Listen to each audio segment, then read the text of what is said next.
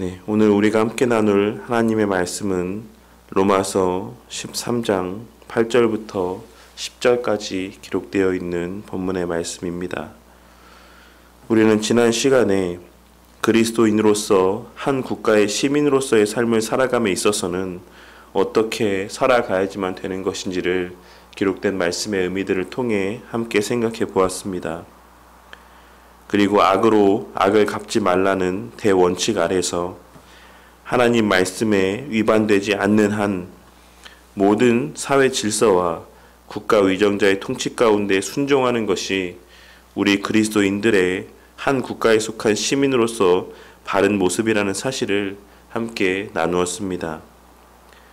그리고 그 국가 구성원으로서의 의무는 납세의 의무 또한 포함되는 것이다라는 사실 또한도 함께 생각해 보았습니다. 그와 같이 재정적인 부분, 물질적인 부분의 언급에 있어서의 국민으로서의 도리에 대해서 언급을 한 이후에 바울 사도는 오늘 말씀에서 빚에 대해서 말씀하고 있는 것을 우리는 확인할 수가 있습니다.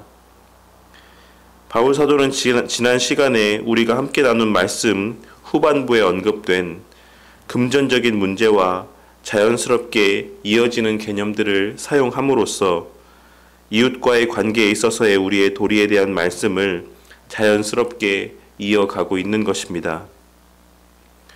우리는 이를 통해서도 하나님께서 우리에게 말씀을 증거하실 때 얼마나 많은 배려와 지혜 가운데 이 성경의 말씀들을 기록해 주셨는지를 확인할 수가 있을 것입니다. 바울 사도는 오늘 말씀에서 피차 사랑의 빚 외에는 아무에게든지 아무 빚도 지지 말라라고 이야기를 하며 이웃과의 관계에 있어서의 우리에게 요구되어지는 자세를 언급하고 있습니다. 이는 1차적으로는 물질적인 의미에서 될 수 있으면 사람들과 또한 형제 자매들과 금전 거래를 하지 말 것을 요구하고 있는 것이기도 하고 피치 못할 사정으로 빚을 지게 되었을 때에는 그 빚의 문제를 최대한 빨리 해결할 것을 말씀하고 있는 것이다라고도 할 수가 있을 것입니다. 사람 사이의 관계에 있어 빚의 문제를 가장 먼저 언급하고 있는 것은 참으로 의미심장한 일이 아닐 수가 없습니다. 그리고 우리는 이를 통해 금전적인 문제가 인간 관계 안에서 얼마나 큰 영향을 미치게 되는지를 발견할 수가 있는 것이고, 실제로 우리 주변의 관계 가운데 물질적인 문제로 인해 문제가 발생하는 것을 수도 없이 많은 경우 목도하게 되기도 하는 것이 사실인 것입니다. 그러니 우리는 언제나 성도들 사이의 관계에서는 물론이요, 사람들과의 관계 속에서 물질적인 문제가 발생하지 않도록 주의하고 또 주의를 해야지만 되는 것입니다. 또한 2차적으로는 개인 간의 금전 거래에서뿐 아니라 지난 시간에 함께 나눈 국가와의 관계 안에서도 적용이 될 수가 있는 말씀의 내용인데, 하나님께서는 이 말씀을 통해 세금을 체납하는 문제 또한 그리스도인들이 지극히 조심하고 경계해야지만 될 일이라는 사실을 말씀하고 있으신 것이라 할 수 있는 것입니다. 하나님께서는 성도인 동시에 한 나라의 시민이요 국민인 그리스도인들을 향해서 국가에 납부해야 되는 세금의 문제에 있어서도 정해진 양을 정해진 때에 성실하게 납부함으로 국민의 납세의 의무를 다할 것을 이 말씀의 내용을 통해 강조하고 있으신 것이기도 한 것입니다. 하지만 바울 사도가 이 말씀을 통해 우리에게 증거하고자 하시는, 또한 본인은 단순히 서로 간의 금전 거래를 하지 말라는 것을 말씀하거나 세금을 밀리지 말고 잘 납부할 것을 권면하기 위함만은 아닙니다.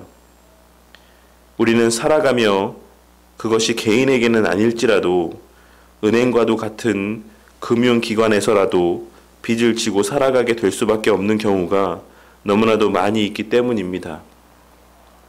그러니 우리는 이 권면의 말씀이 단순히 금전적인 채무의 금지에 초점을 맞추고 있는 겉면의 말씀이 아닌 뒤에 이어지는 도덕적인 채무를 강조하는 것에 초점을 맞추고 있는 말씀이라는 사실을 깨달을 수 있어야지만 될 것입니다.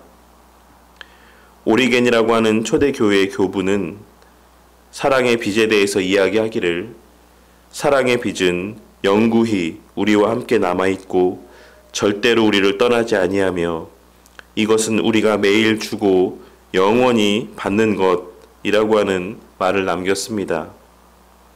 그렇다라고 하면 이 사랑의 빚이 의미하는 바는 정확히 무엇이라고 할 수가 있겠습니까? 우리는 어떤 면에서 서로에게 사랑의 빚을 진 자라 할 수가 있는 것이겠습니까? 우리의 근본적인 사랑의 빚은 그리스도로 말미암는 빚이라고 할 수가 있습니다. 우리 모두는 본래 우리가 갚아야 될 죄의 책임을 우리 주님께서 대신 갚아주신 것에 있어서 그리스도께 빚진 자들인 것이고, 또한 우리 모두는 우리가 충족시켰어야 될 하나님의 공의의 만족을 그리스도께서 대신 충족시켜 주신 것에 있어서도 우리 예수님께 빚을 진 자들인 것입니다. 그리고 그 그리스도의 행하심은 다른 것으로 말미암은 것이 아닌 바로 우리를 향한 사랑으로 말미암은 것이다라는 사실을 우리는 잘 알고 있습니다. 그러니 본문에서 말씀하고 있는 사랑의 빚은 근본적으로 우리 예수님께서 우리를 향해 베풀어 주신 사랑에 근거한, 우리를 대신하여 치르고 감내하고 성취하신 모든 구속의 은혜를 의미하는 것이라 할 수 있는 것입니다. 우리가 성도가 맞다라고 한다면, 우리가 거듭난 자들이 맞다라고 한다면 우리 모두는 단 한 명도 예외가 없이 그리스도께 사랑의 빚을 진 자들이 되는 것입니다. 그렇다고 하면 그 사랑의 빚을 서로 지라는 것은 무엇을 의미하는 것이라 할 수 있는 것이겠습니까? 그것은 그리스도께 빚진 그 사랑의 빚을 서로에 대하여 갚으라고 말씀하고 있으신 것입니다. 주님께 갚아야 될 그 사랑의 빚의 대가를 주의 몸된 교회 안에서의 다른 지체들을 향해 빚진 자가 되어 서로에 대하여 갚으라고 말씀하고 있으신 것이다라는 것입니다. 여기서 우리가 명심해야 될 두 가지 사실이 있습니다. 첫째로는 우리의 이웃을 사랑하는 정도는 그리스도께서 우리를 사랑하신 정도가 되어야지만 된다라는 것입니다. 우리 모두는 다 한 번쯤 빚을 져본 적이 있을 것이다라고 생각을 합니다. 그렇다라고 하면 그 빚을 갚는다라는 것은 무엇을 의미하는 것입니까? 그것은 내가 빚진 만큼의 가치를 갚는다라는 것을 의미하는 것입니다. 그래서 우리는 금전적으로 그 빚을 다 갚지 못할 때 그 금전적인 양만큼의 가치를 지닌 다른 것으로 대신 그 빚을 갚기도 해야지만 되는 것입니다. 100만 원을 빚진 사람은 100만 원어치의 채무의 변제를 해야지만 되는 것이고, 1000만 원을 빚진 사람은 1000만 원어치의 채무를 변제해야지만 되는 의무를 지니고 있는 것입니다. 그렇다라고 하면 우리가 그리스도께 빚진 정도는 어느 정도의 가치가 있는 것이겠습니까? 그것은 무한한 가치를 지니는 것입니다. 그러므로 이는 우리의 하나님을 향한 행함과 사랑과 섬김은 물론이요, 이웃을 향한 행함 또한도, 교회 안에서의 형제 자매들을 향한 사랑의 섬김 또한도 무한한 가치의 정도의 사랑이 전제되고 요구되어진다라는 것을 의미하는 것이라 할 수 있는 것입니다. 그렇기에 그와 같은 맥락에서 우리 성도들을 향한 우리의 사랑은 다함이 없고 끝이 없다라는 것 또한 우리는 명심을 해야지만 되는 것입니다. 앞서도 언급했던 것처럼 1000만 원의 빚을 진 사람이 100만 원을 갚고 난 이후에 나는 할 만큼 했다라고 이야기하며 더 이상은 못 갚겠다라고 이야기를 하거나, 수백만 원의 빚을 갚고 난 이후에 그와 같은 채무의 변제 행위를 마치 자신의 자랑거리나 되는 것처럼 그에게 무엇을 요구하는 권리로 여길 수는 없다라는 것입니다. 나는 몇백만 원 갚았으니까 이제 뭐 해줘, 이것 해줘, 저것 해줘라고 요구할 수가 없다라는 것입니다. 그러니 우리가 다른 성도들을 향한 선한 행실들을 나타내 보이는 것 또한 마찬가지라고 할 수가 있습니다.